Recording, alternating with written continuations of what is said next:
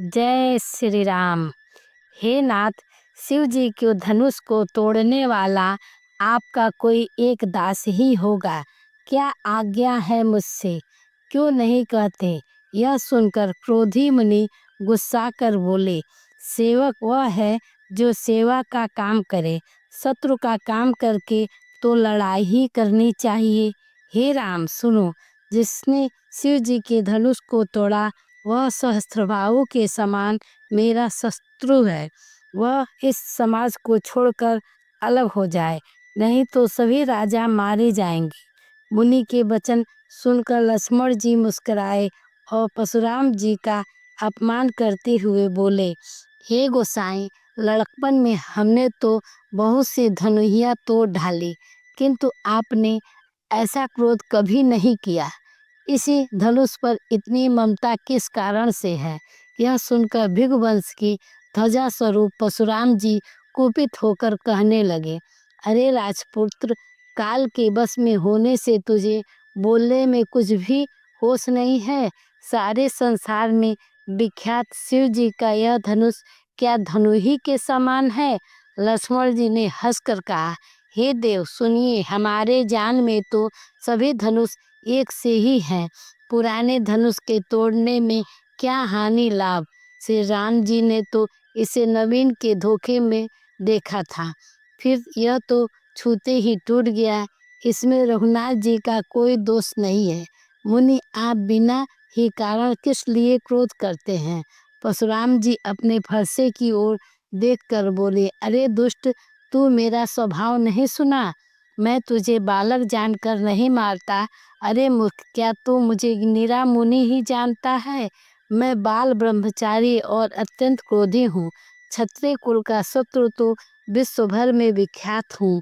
अपनी भुजाओं के बल से मैंने पृथ्वी के राजाओं से रहित कर दिया और बहुत बार उसे ब्राह्मणों को दे डाला। हे राजकुमार, सहस्त्रबाहु की भुजाओं को काटने वाला मेरे इस फरसे को तो देख। अरे राजा के बालक, तू अपने माता पिता की सोच की वश में न कर। मेरा फरसा बड़ा भयानक है, यह गर्भ के बच्चों का भी नाश करने वाला है। लक्ष्मण जी हंसकर कोमल वाणी से बोले, अहो मुनीश्वर, तो अपने को बड़ा भारी योद्धा समझते हैं, बार बार मुझे कुल्हाड़ी दिखाते हैं, फूंक से पहाड़ उड़ाना चाहते हैं। यहाँ कोई कुम्हड़े की बतिया नहीं है जो तर्जनी उंगली को देखते ही मर जाती है। कुठार और धनुष बाण देखकर ही मैंने कुछ अभिमान सहित कहा था। भृगुवंश समझकर और यज्ञोपवीत देखकर तो कुछ आप कहते हैं, उसे मैं क्रोध को रोक कर सह लेता हूँ। देवता, ब्राह्मण, भगवान के भक्त और गौ, इन पर हमारे कुल में वीरता नहीं दिखाई जाती, क्योंकि इन्हें मारने से पाप लगता है और इनसे हार जाने पर अपकीर्ति होती है। इसलिए आप मारे तो भी आपके पैर ही पड़ना चाहिए। आपका एक एक वचन ही करोड़ों ब्रजों के समान है।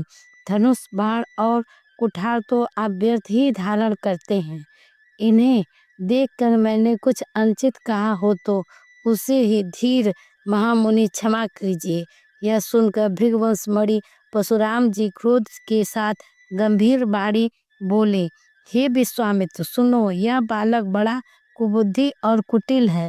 काल के वश में होकर यह अपने कुल का घातक बन रहा है।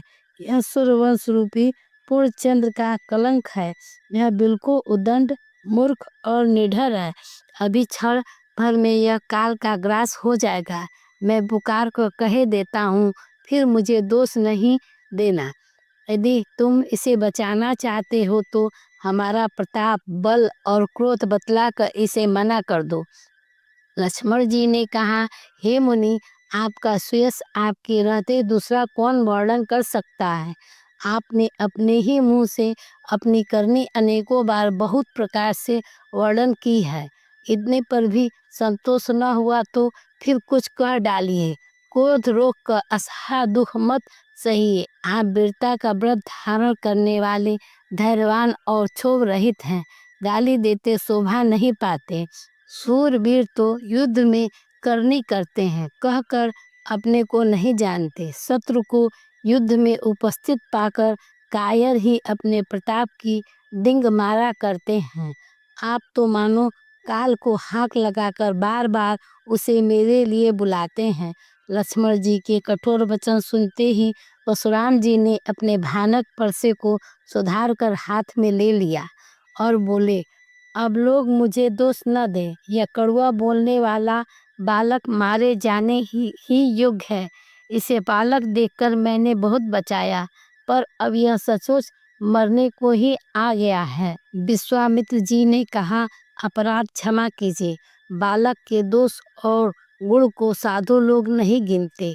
परशुराम जी बोले, तीखी धार का कुठार, मैं दया रहित और क्रोधी, और यह गुरुद्रोही और अपराधी मेरे सामने उत्तर दे रहा है। इतने पर भी मैं इसे बिना मारे छोड़ रहा हूँ। सो हे विश्वामित्र, केवल तुम्हारे शील प्रेम से, नहीं तो इसे इस कठोर कुठार से काटकर थोड़े ही परिश्रम से गुरु से उऋण हो जाता। विश्वामित्र जी ने हृदय में हंसकर कहा, मुनि को हरा ही हरा सूझ रहा है, अर्थात सर्वत्र विजयी होने के कारण ये श्री राम लक्ष्मण को भी साधारण क्षत्रिय ही समझ रहे हैं। किंतु यह लोहमयी केवल फौलाद से बनी हुई खाड़ है, ऊख की खाड़ नहीं है जो मुंह में लेते ही गल जाए। खेद है, मुनि अब बेसमझ बने हुए हैं, इनके प्रभाव नहीं समझ रहे हैं। लक्ष्मण जी ने कहा, हे मुनि, आपके शील को कौन नहीं जानता, वह संसार भर में प्रसिद्ध है। आप माता पिता से तो अच्छी तरह ऋण हो ही गए, अब गुरु का ऋण रहा। जिसका जी में बड़ा सोच लगा है, वह मानो हमारे ही मत्थे काढ़ा है। बहुत दिन बीत गए, इससे ब्याज भी बहुत बढ़ गया होगा। अब किसी हिसाब करने वाले को बुला लाइए, तो मैं तुरंत थैली खोलकर दे दूं। लक्ष्मण जी के कड़वे वचन सुनकर परशुराम जी ने कुठार संभाला। सारी सभा हाय हाय करके पुकार उठे। लक्ष्मण जी ने कहा, हे वीरश्रेष्ठ, आप मुझे फरसा दिखा रहे हैं, पर हे राजाओं के शत्रु, मैं ब्राह्मण समझकर बचा रहा हूँ। आपको कभी रणधीर बलवान वीर नहीं मिले। हे ब्राह्मण देवता, आप घर ही में बड़े हैं, यह सुनकर अनुचित है कहकर सब लोग पुकार उठे। तब श्री रघुनाथ जी ने इशारे से लक्ष्मण जी को रोक दिया।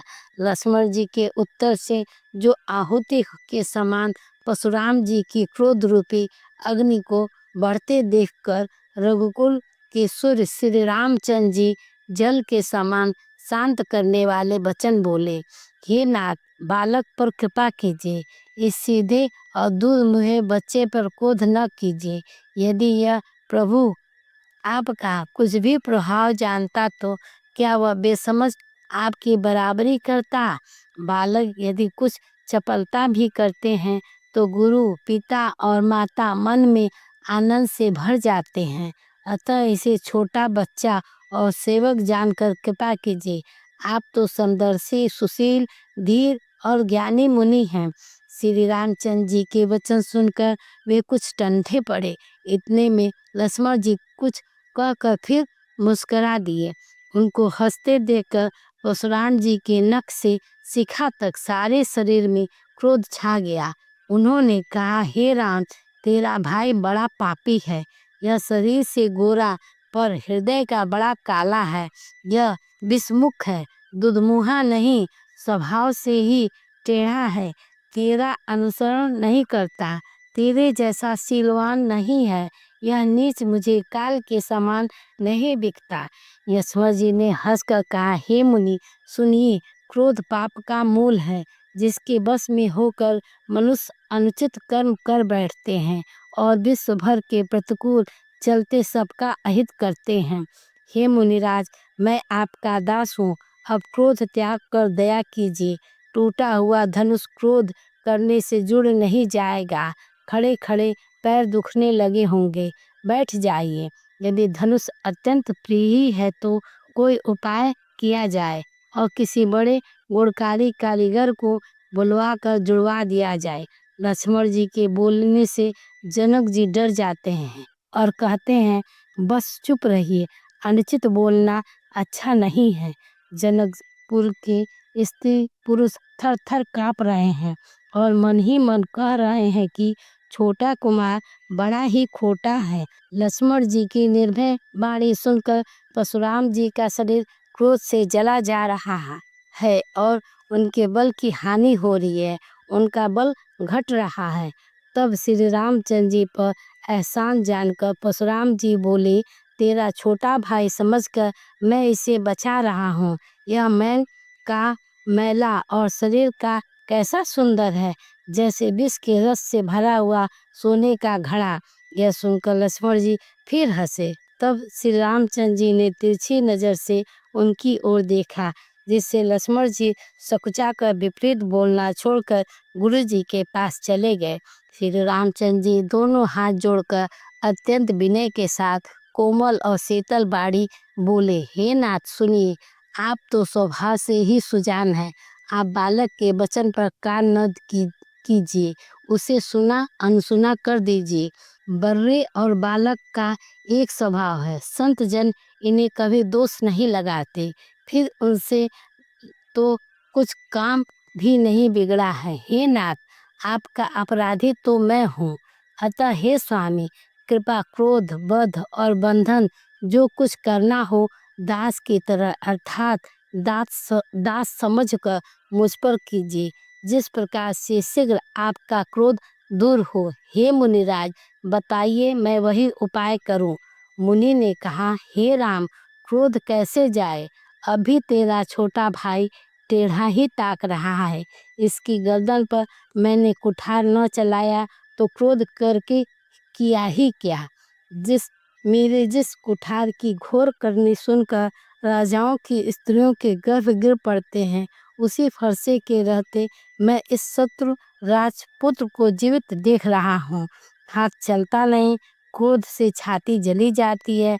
हाय, राजाओं का घातक यह कुठार भी कुंठित हो गया है, विधाता विपरीत हो गया है, इससे मेरा स्वभाव बदल गया, नहीं तो भला मेरे हृदय में किसी समय भी कृपा कैसी।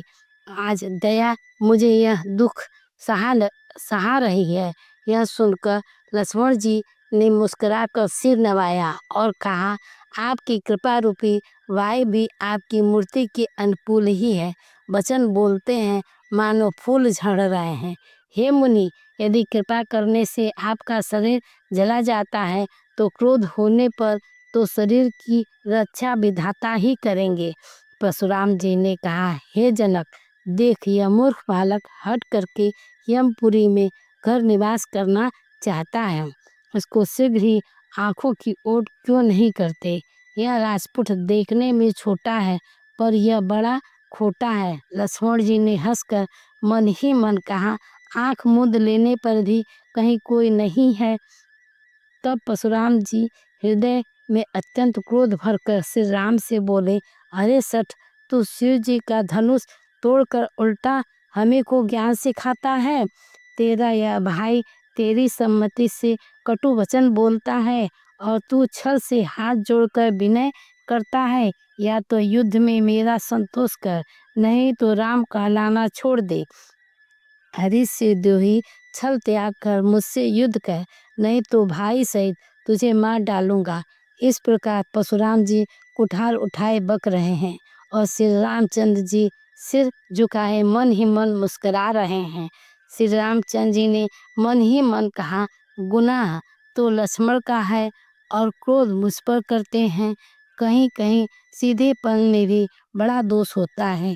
टेढ़ा जानकर सब लोग किसी की भी वंदना करते हैं, टेढ़े चंद्रमा को राहु भी नहीं गसता। श्री रामचंद्र जी ने कहा, हे मुनीश्वर, क्रोध छोड़िए, आपके हाथ में कुठार है और मेरा यह सिर आगे है। जिस प्रकार आपका क्रोध जाए, हे स्वामी वही कीजिए। मुझे अपना अनुचर जानिए। स्वामी और सेवक में युद्ध कैसा। हे ब्राह्मण सेठ, क्रोध का त्याग कीजिए।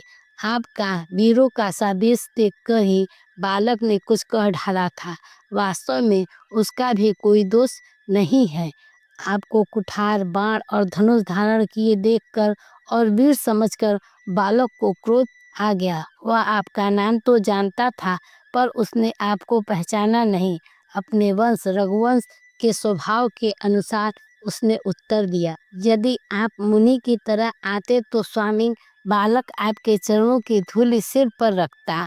अनजाने की भूल को क्षमा कर दीजिए। ब्राह्मण के हृदय में बहुत अधिक दया होनी चाहिए। हे नाथ, हमारी और आपकी बराबरी कैसी, कहिए न। कहाँ चरण और कहाँ मस्तक, कहाँ मेरा नाम मात्र छोटा सा नाम, और कहाँ आपका परशु सहित बड़ा नाम।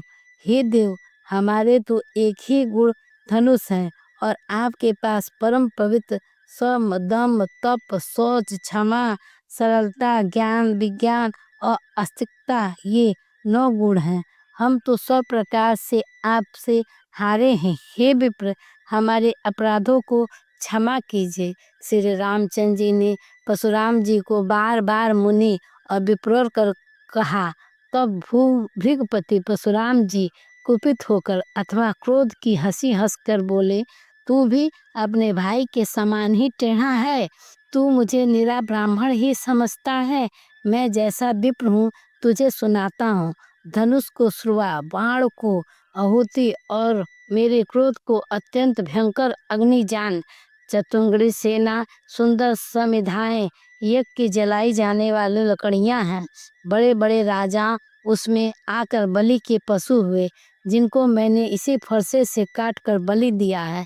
ऐसे करोड़ों जप युक्त रण यज्ञ मैंने किया है। अर्थात जैसे मंत्रों उच्चारण पूर्वक स्वाहा शब्द के साथ आहुति दी जाती है, उसी प्रकार मैंने पुकार पुकार कर राजाओं की बलि दी है। मेरे प्रभाव तुझे मालूम नहीं है, इसी से तू ब्राह्मण के धोखे में मेरा निरादर करके बोल रहा है। धनुष तोड़ डाला, इससे तेरा घमंड बहुत बढ़ गया है। ऐसा अहंकार है मानो संसार को जीत कर खड़ा है। श्री रामचंद्र जी ने कहा, हे मुनि, विचार कर बोलिए। आपका क्रोध बहुत बड़ा है और मेरी भूल बहुत छोटी है। पुराना धनुष था, छूते ही टूट गया। मैं किस कारण अभिमान करूं? हे भगन्नाथ, यदि हम सचमुच ब्राह्मण कहकर निरादर करते हैं तो यह सत्य सुनिए। फिर संसार में ऐसा कौन सा योद्धा है जिसे हम डर के मारे मस्तक नवाएं? देवता, दैत्य, राजा या बहुत से योद्धा, वे चाहे बल में हमारे बराबर हों चाहे अधिक बलवान हो, यदि रण में हमें कोई भी ललकारे तो हम उससे सुखपूर्वक लड़ेंगे, चाहे काल ही क्यों न हो। क्षत्रिय का शरीर धरकर जो युद्ध में डर गया, उस नीच ने अपने कुल पर कलंक लगा दिया। मैं स्वभाव से ही कहता हूँ, कुल की प्रशंसा करके नहीं। मैं रघुवंशी रण में काल से भी नहीं डरते। ब्राह्मण वंश की ऐसी प्रभुता है, महिमा है कि जो आपसे डरता है वह सबसे निर्भय हो जाता है, अथवा जो भय रहित होता है वह भी आपसे डरता है। श्री रघुनाथ जी के कोमल और रहस्यपूर्ण वचन सुनकर परशुराम जी की बुद्धि के पर्दे खुल गए। परशुराम जी ने कहा, हे राम, हे लक्ष्मीपति, धनुष को हाथ में लीजिए और इसे खींचिए, जिससे मेरा संदेह मिट जाए। परशुराम जी ने धनुष देने लगे, तब वह आप ही चला गया। तब परशुराम जी के मन में बड़ा आश्चर्य हुआ। तब उन्होंने श्री राम का प्रभाव जाना और उनका शरीर पुलकित और प्रफुल्लित हो गया। वे हाथ जोड़कर वचन बोले, प्रेम उनके हृदय में समाता न था। हे रघुकुल रूपी कमलवन के सूर्य, राक्षसों के कुल रूपी घने जंगल को जलाने वाली अग्नि, आपकी जय हो। हे देवता ब्राह्मण और गौ के हित करने वाले, आपकी जय हो। हे मद मोह क्रोध और भ्रम के हरने वाले, आपकी जय हो। हे विनयशील कृपा आदि गुण के समुद्र और वचन को की रचना में अत्यंत चतुर, आपकी जय हो। हे सेवक को सुख देने वाले, सब अंगों से सुंदर और शरीर में करोड़ों कामदेव की छवि धारण करने वाले, आपकी जय हो। मैं एक मुख से आपकी क्या प्रशंसा करूं। हे महादेव जी, मन रूपी मन सरोवर के हंस आपकी जय हो। मैंने अनजान में आपको बहुत से अनुचित वचन कहे। हे क्षमा के मंदिरों दोनों भाई मुझे क्षमा कीजिए। हे रघुकुल पताका स्वरूप श्री रामचंद्र जी आपकी जय हो, जय हो, जय हो। ऐसा कहकर परशुराम जी तब के लिए वन में चले गए। यह देखकर तुष्ट राजा लोग बिना ही कारण के मन कल्पित डर से श्री रामचंद्र जी से तो परशुराम जी भी हार गए। हमने इनका अपमान किया था, अब कहीं ये उसका बदला न दे, इस व्यर्थ डर से डर गए। वे कायर चुपके से जहाँ तहाँ भाग गए। देवताओं ने नगाड़े बजाए, वे प्रभु के ऊपर फूल बरसाने लगे। जनकपुर के स्त्री पुरुष सब हर्षित हो गए। उनका मुंहमय अज्ञान से उत्पन्न शूल मिट गया। खूब जोर से बाजे बजने लगे। सभी ने मनोहर मंगल साज सजे, सुंदर मुख और सुंदर नेत्र वाली तथा कोयल के समान मधुर बोलने वाली स्त्रियां झुंड की झुंड मिलकर सुंदर गान करने लगी। जनक जी के सुख का वर्णन नहीं किया जा सकता, मानो जन्म का दरिद्र धन का खजाना पा गया हो। सीता जी का भय जाता रहा। वे ऐसे सुखी हुए जैसे चंद्रमा के उदय होने से चकोर की कन्या सुखी होती है। जनक जी की विश्वामित्र जी को प्रणाम किया और कहा, प्रभु ही कृपा से श्री रामचंद्र जी ने धनुष तोड़ा है। दोनों भाइयों ने मुझे कृतार्थ कर दिया। हे स्वामी, अब जो उचित हो सो कहिए। मुनि ने कहा, हे चतुर नरेश, सुनो, यो तो विवाह धनुष के अधीन था। धनुष के टूटते ही विवाह हो गया। देवता, मनुष्य और नाग सब किसी को यह मालूम है।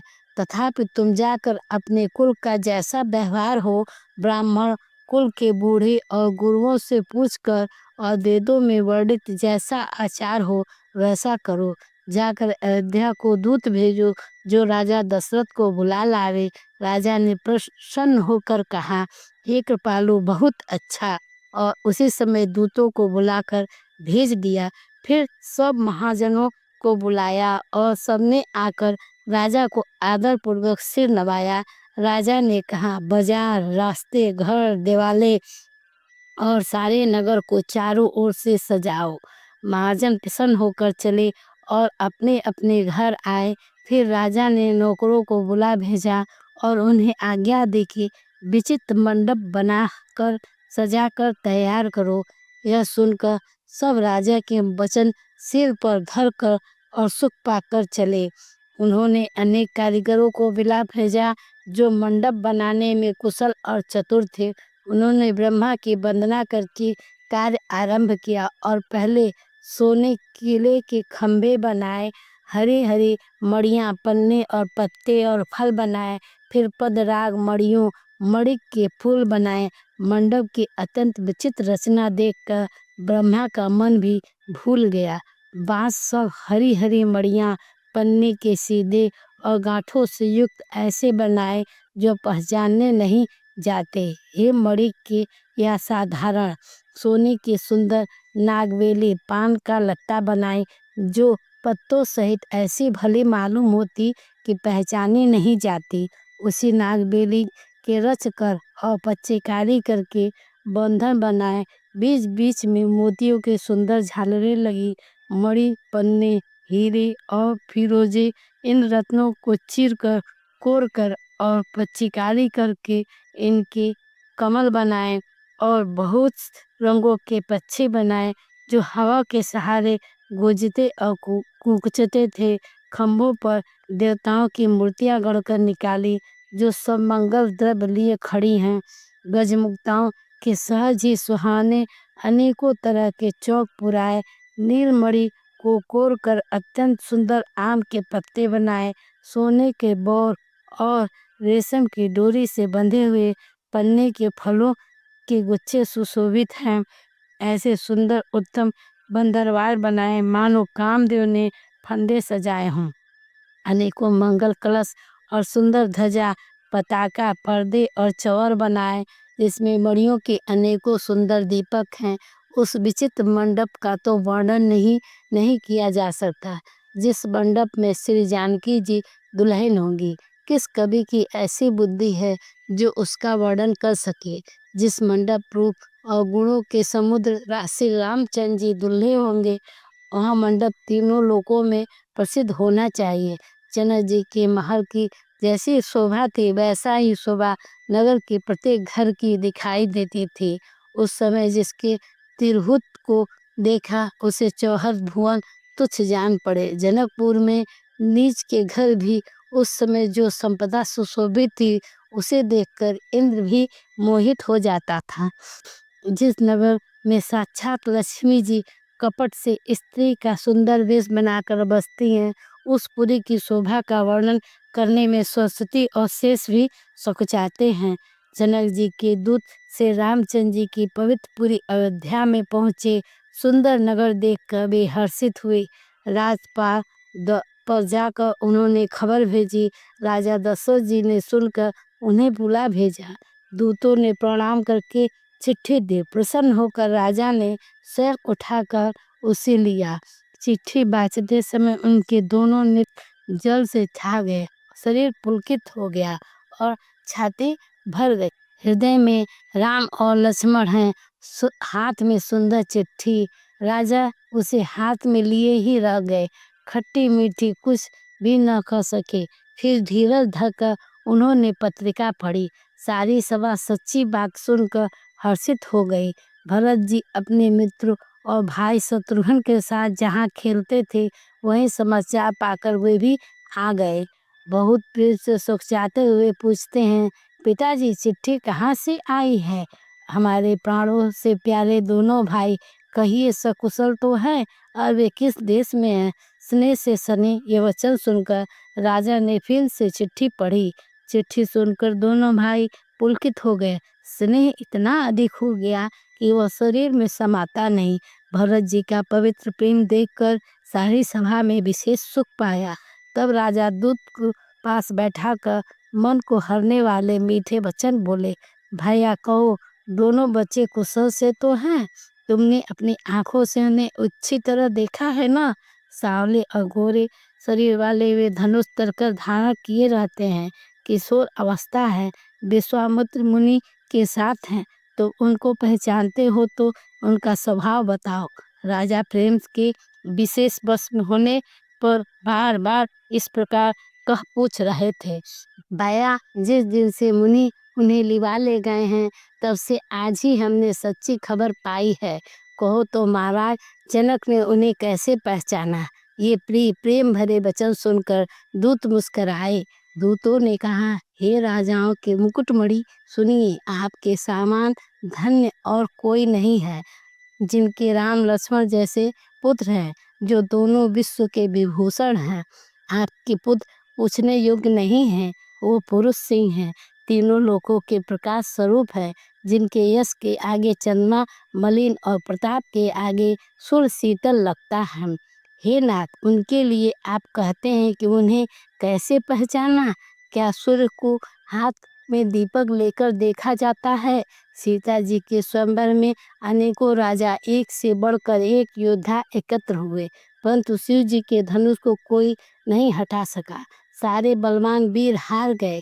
तीनों लोकों में जो वीरता के अभिमानी थे, शिव जी के धनुष ने सबकी शक्ति तोड़ दी। बाणासुर जो सुमेरु को भी उठा सकता था, वह भी हृदय में हार कर परिक्रमा करके चला गया। और जिसने खेल से ही कैलाश को उठा लिया था, वह रावण भी उस सभा में पराजय को प्राप्त हुआ। हे महाराज सुनिए, वहाँ जहाँ ऐसे ऐसे योद्धा हार मान गए, रघुकुल वंश मणि श्री रामचंद्र जी ने बिना ही प्रयास शिव जी के धनुष को वैसे ही तोड़ डाला, जैसे हाथी कमल की डंडी को तोड़ डालता है। धनुष के टूटने की बात सुनकर परशुराम जी क्रोध भरे आए और उन्होंने बहुत प्रकार से आंखें दिखलाई। अंत में उन्होंने भी श्री रामचंद्र जी के बल देखकर उन्हें अपना धनुष दिया और बहुत प्रकार से विनती करके वन को गमन किया। हे राजन, जैसे श्री रामचंद्र जी अतुलनीय बली हैं, वैसे ही तेज निधान फिर लक्ष्मण जी भी है, जिनके देखने मात्र से राजा लोग ऐसे काँप उठते हैं। जैसे हाथी सिंह के बच्चे के ताकने से कांप उठते हैं। हे देव, आपके दोनों बालकों को देखने के बाद अब आंखों के नीचे कोई आता ही नहीं, हमारी दृष्टि पर कोई चढ़ता ही नहीं। प्रेम प्रताप और वीर रस की पगी हुई दूतों की वचन रचना सबको बहुत प्रिय लगी। सभा सहित राजा प्रेम से मग्न हो गए और दूतों को निछावर देने लगे। उन्हें निछावर देते देखकर यह नीति विरुद्ध है ऐसा कहकर दूत अपने हाथों से कान मुदने लगे। धर्म को विचार कर उनका धर्मयुक्त बर्ताव देखकर सभी ने सुख माना। तब राजा ने उठकर वशिष्ठ जी के पास जाकर उन्हें पत्रिका दी और आदरपूर्वक दूतों को बुलाकर सारी कथा गुरु जी को सुना दी। सब समाचार सुनकर अत्यंत सुख पाकर गुरु बोले, पुण्यात्मा पुरुष के लिए पृथ्वी सुखों की छाई हुई है, जैसे नदियां समुद्र में जाती है। यद्यपि समुद्र को नदी की कामना नहीं होती, वैसे ही सुख और संपत्ति बिना ही बुलाए स्वाभाविक ही धर्मात्मा पुरुष के पास जाती है। तुम जैसे गुरु ब्राह्मण गाय और देवता की सेवा करने वाले हो, वैसी ही पवित्र कौशल्या देवी भी हैं। तुम्हारे समान पुण्यात्मा जगत में न कोई हुआ है, न है और न होने वाला ही है। हे राजन, तुमने अधिक पुण्य और किसका होगा जिसके राम सरीखे पुत्र है और जिसके चारों बालक वीर विनम्र धर्म का वध धारण करने वाले और गुण के सुंदर समुद्र हैं। तुम्हारे लिए सभी कालों में कल्याण है। अतएव डंका बजवा कर बारात सजाओ और जल्दी चलो। गुरु जी के ऐसे वचन सुनकर हे नाथ, बहुत अच्छा कहकर और सिर नवाकर तथा दूतों को डेरा दिलवा कर राजा महल में गए। राजा ने सारे रनिवास को बुलाकर जनक जी की पत्रिका बाँचकर सुनाई। यह समाचार सुनकर सब रानियां हर्ष से भर गई। राजाओं ने फिर दूसरी सब बातों का जो दूतों के मुख से सुनी थी वर्णन किया। प्रेम से प्रफुल्लित हुई रानियां ऐसे सुशोभित हो रही हैं जैसे मोरनी बादलों को गरज सुनकर प्रफुल्लित होती है। बड़ी बूढ़ी स्त्रियां प्रसन्न होकर आशीर्वाद दे रही हैं। माताएं अत्यंत आनंद में मग्न हैं। उस अत्यंत प्रिय पत्रिका को आपस में लेकर सब हृदय से लगाकर छाती शीतल करती हैं। राजाओं में श्रेष्ठ दशरथ जी ने श्री राम लक्ष्मण की कृति और करनी बारंबार वर्णन किया। यह सब मुनि की कृपा है, ऐसा कहकर वे बाहर चले आए। तब रानियों ने ब्राह्मण को बुलाया और आनंद सहित उन्हें दान दिए। श्रेष्ठ ब्राह्मण आशीर्वाद देते हुए चले। फिर भिक्षुकों को बुलाकर करोड़ों प्रकार की न्यौछावरें उनको दी। चक्रवर्ती महाराज दशरथ के चारों पुत्र चिरंजीवी हों, यो कहते हुए वे अनेक प्रकार के सुंदर वस्त्र पहन कर चले। आनंदित होकर नगाड़े वालों ने बड़े जोर से नगाड़ों पर चोट लगाई। सब लोगों ने जब यह समाचार पाया तब घर घर बधावे होने लगे। 14 लोकों में उत्साह भर गया। रघुनाथ जी का विवाह होगा, यह शुभ समाचार पाकर लोग प्रेममग्न हो गए और रास्ते घर तथा गलियां सजाने लगे। यद्यपि अयोध्या सदा सुहावनी है, क्योंकि वह श्री राम जी की मंगलमयी पवित्र पुरी है, तथापि प्रीति पर प्रीति होने से वह सुंदर मंगल रचना से सजाई गई। ध्वजा पताका पर्दे और सुंदर चावरों से सारा बाजार बहुत ही अनूठा छाया हुआ है। सोने की कलश तोरण मणियों की झालरें हल्दी दूब दही अक्षत और मालाओं से लोगों ने अपने अपने घरों को सजाकर मंगलमय बना दिया। गलियों में चतुर्मय रस सींचा और द्वारों पर सुंदर चौके पुराए। चंदन केसर कस्तूरी कपूर से बने हुए एक सुगंधित द्रव को चतुर्मस कहते हैं। बिजली की सी कांति वाली चंद्रमुखी हिरनी के बच्चे से नेत्र वाली और अपने सुंदर रूप से कामदेव की स्त्री रति के अभिमान को छुड़ाने वाली सुहागिन स्त्रियां सभी 16 श्रृंगार सज कर जहाँ तहाँ झुंड की झुंड मिलकर मनोहर बाड़ी से मंगल गीत गा रही हैं, जिनके सुंदर स्वर को सुनकर कोयल भी लजा जाती है। राजमहल का वर्णन कैसे किया जाए, जहाँ विश्व को विश्व मोहिनी करने वाला मंडप बनाया गया है। अनेकों प्रकार के मनोहर मांगलिक पदार्थ सुशोभित हो रहे हैं और बहुत से नगाड़े बज रहे हैं। कहीं भाट बिरुदावली का उच्चारण कर रहे हैं और कहीं ब्राह्मण वेद ध्वनि कर रहे हैं। सुंदर स्त्रियां श्री राम जी और सीता जी का नाम ले लेकर मंगल गीत गा रही हैं। उत्साह बहुत है और महल अत्यंत ही छोटा है। इससे मानो वह उत्साह चारों ओर उमड़ चला है। दशरथ के महल की शोभा का वर्णन कौन कभी कर सकता है, जहाँ समझ देवताओं की शिरोमणि श्री रामचंद्र जी ने अवतार लिया है। फिर राजा ने भरत जी को बुला लिया और कहा कि जाकर घोड़े, हाथी और रथ सजाओ, जल्दी रामचंद्र जी की बारात में चलो। यह सुनते ही दोनों भाई भरत जी और शत्रुघ्न जी आनंदवश पुलक से भर गए। भरत जी ने सब सहनी घुड़सवार के अध्यक्ष बुलाए और उन्हें घोड़ों को सजाने की आज्ञा दी। वे प्रसन्न होकर उठ दौड़े। उन्होंने रुचि के साथ यथायोग जीने कसकर घोड़े सजाए। रंग रंग के उत्तम घोड़े सुशोभित हो गए। सब घोड़े बड़े ही सुंदर और चंचल चाल के हैं। वे धरती पर ऐसे पैर रखते हैं जैसे चलते हुए लोहे पर रखते हों। अनेकों जाति के घोड़े जिनका वर्णन नहीं हो सकता, ऐसी तेज चालक के हैं, मानो हवा का निरादन करके उड़ना चाहते हैं। उन सब घोड़ों पर भरत जी के समान अवस्था वाले सब छैल छबीले राजकुमार सवार हुए और वे सभी सुंदर हैं और सब आभूषण धारण किए। उनके हाथों में बाण और धनुष है तथा कमर में भारी तरकस बंधे हैं। सभी चुने हुए छबीले छैल शूरवीर चतुर और नवयुवक हैं। प्रत्येक सवार के साथ 2 पैदल सिपाही हैं जो तलवार चलाने की कला में बड़े निपुण हैं। शूरता का बाना धारण किए हुए रणधीर वीर सब निकलकर नगर के बाहर आ खड़े हुए। वे चतुर अपने घोड़ों को तरह तरह की चालों से फेर रहे हैं और भैरी तथा नगाड़ों की आवाज सुनकर प्रसन्न हो रहे हैं।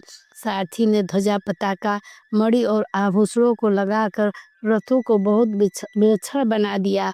उसमें सुंदर चवर लगे और घंटियां सुंदर शब्द कर रही हैं। वे रथ इतने सुंदर हैं मानो सूर्य की रथ की शोभा छीन लेते हैं। अगणित श्याम कर्ण घोड़े थे, उनको सारथियों ने उन रथ में जोत दिया जो सभी देखने में सुंदर और गहने से सजाए हुए सुशोभित हैं और जिन्हें देखकर मुनियों के मन भी मोहित हो जाते हैं। जो जलपरी भी जमीन की तरह चलते हैं। वेग की अधिकता से उनकी टाप पानी में भी नहीं डूबती। अस्त्र शस्त्र और सब साज सजाकर सारथियों ने रथियों को बुला लिया। रथों पर चढ़ चढ़कर बारात नगर के बाहर जुटने लगी। जो जिस काम के लिए जाता सभी को सुंदर शकुन होते। श्रेष्ठ हाथियों पर सुंदर आंबरियां पड़ी हैं। वे जिस प्रकार सजाई गई थी सो कहा नहीं जा सकता। मतवाले हाथी घंटों से सुशोभित घंटे बजाते हुए चले, मानो सावन की सुंदर बादलों का समूह जा रहा हो। सुंदर पालकियां, सुख से बैठने योग्य तामजान और रथ आदि और भी अनेक प्रकार की सवारियां उन पर सिर्फ ब्राह्मणों के समूह चढ़कर चले, मानो सब वेदों के छंद ही शरीर धारण किए हुए हैं। मागध, सूत, भाट और गुण गाने वाले सब जो जिस युग थे वैसी सवारी पर चढ़कर चले। बहुत जातियों की खच्चर, ऊंट और बैल, असंख्यों प्रकार की वस्तुएं लाद लाद कर चले। कहार करोड़ों कांवरे लेकर चले। उनमें अनेक प्रकार की इतनी वस्तुएं थीं कि जिसका वर्णन कौन कर सकता है। सब सेवकों के समूह अपना अपना साज समाज बनाकर चले। सबके हृदय में अपार हर्ष है और शरीर पुलक भरे हैं। हम श्री राम लक्ष्मण दोनों भाइयों को नेत्र भर कर कब देखेंगे। हाथी गरज रहे हैं, उनके घंटों की भीषण ध्वनि हो रही है। चारों ओर रथों की घरघराहट और घोड़ों की हिनहिनाहट हो रही है। बादलों का निरादर करते हुए नगाड़े घोर शब्द कर रहे हैं। किसी को अपनी पराई कोई बात कानों से सुनाई नहीं देती है। राजा दशरथ के दरवाजे पर इतनी भारी भीड़ हो रही है कि वहां पत्थर फेंका जाए तो वह भी पिसकर धूल हो जाए।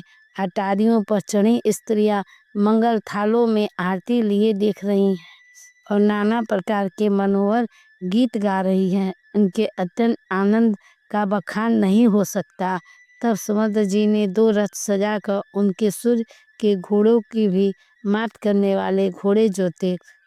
दोनों सुंदर रथ वे राजा दशरथ के पास ले आए, जिनकी सुंदरता का वर्णन सरस्वती से भी नहीं हो सकता था। एक रथ पर राजसी सामान सजाया गया और दूसरों जो तेज का पुंज है और अत्यंत ही शोभायमान है, उस सुंदर रथ पर राजा वशिष्ठ जी को हर्षपूर्वक चढ़ाकर फिर स्वयं शिव, गुरु, गौरी, पार्वती और गणेश जी का स्मरण करके दूसरे रथ पर चढ़े।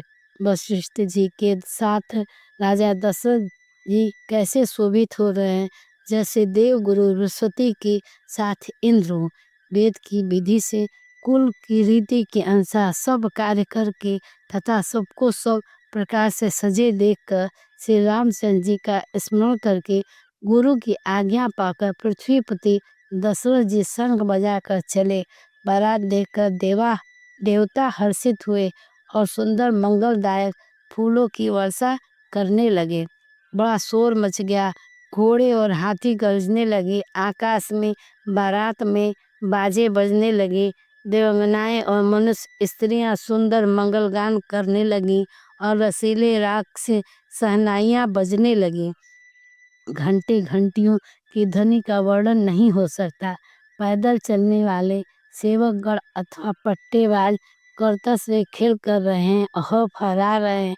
आकाश में ऊंचे उछलते हुए जा रहे हैं।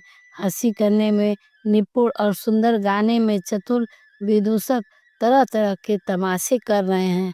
सुंदर राजकुमार मृदंग और नगाड़े के शब्द सुनकर घोड़ों को उन्हीं के अनुसार इस प्रकार नचा रहे हैं कि वे ताल के बांधने से जरा से भी डिगमिडाते नहीं। चतुर नर्तकित होकर यह देख रहे हैं। बारात ऐसी बनी कि उसका वर्णन करते नहीं बनता। सुंदर सुखदायक शकुन हो रहे हैं। नीलकंठ पक्षी बाई ओर चारा ले रहा है, मानो संपूर्ण मंगलों की सूचना दे रहा है। दाहिनी ओर कौओं का सुंदर खेत शोभा पा रहा है। नेवले का दर्शन भी सब किसी ने पाया। 3 प्रकार की शीतल मंद सुगंधित हवा अनुकूल दिशा में चल रही है। श्रेष्ठ सुहागिन स्त्रियां भरे हुए घड़े और गोद में बालक लिए आ रही हैं। लोमड़ी फिर फिर कर बार बार दिखाई दे जाती है।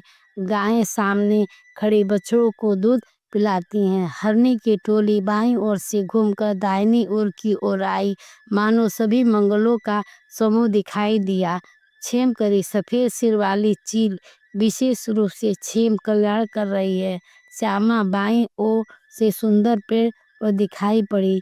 दही, मछली और 2 विद्वान ब्राह्मण हाथ में पुस्तक लिए हुए सामने आए। सभी मंगलमय कल्याण और मनोवांछित फल देने वाले शकुन मानो सच्चे होने के लिए एक साथ हो गए। स्वयं सगुण ब्रह्मा जिसके सुंदर पुत्र हैं, उसके लिए सब मंगल शकुन सुलभ है। जहाँ श्री रामचंद्र जी सरीखे दुल्हा और सीता जैसी दुल्हन है तथा दशरथ जी और जनक जी जैसे पवित्र समधी हैं, ऐसे ब्याह सुनकर मानो सभी शकुन नाच रहे हैं और कहने लगे, अब ब्रह्मा जी ने हमको सच्चा कर दिया। इस तरह बारात ने प्रस्थान किया। घोड़े हाथी गरज रहे हैं और नगाड़ों पर चोट लग रही है। सूर्यवंश के पताका स्वरूप दशरथ जी को आते हुए जानकर जनक जी ने नदियों पर पुल बंधवा दिए। बीच बीच में ठहरने के लिए सुंदर घर बनवा दिए, जिनमें देवलोक के समान संपदा छाई है और जहाँ बारात के सब लोग अपने अपने मन के पसंद के अनुसार सुहाने उत्तम भोजन, बिस्तर और वस्त्र पाते हैं। मन के अनुकूल नित्य नए सुखों को देखकर सभी बारातियों को अपने घर भूल गए। बड़े जोर से बजते हुए नगाड़ों की आवाज़ सुनकर श्रेष्ठ बारात के आती हुई जानकर अगवानी करने वाले हाथी, रथ, पैदल और घोड़े सजकर बारात लेने चले। इस प्रकार से 10वां विश्राम हुआ। जय श्री राम, जय श्री राम। ऐसे ही भक्ति से जुड़ी बातों को जानने के लिए हमारे चैनल को सब्सक्राइब करें और घंटी का बटन दबा दें। अगर वीडियो पसंद आए तो उसे लाइक जरूर करें। बाबा भोलेनाथ की कृपा दृष्टि आप पर सदैव बनी रहे। हर हर महादेव की जय।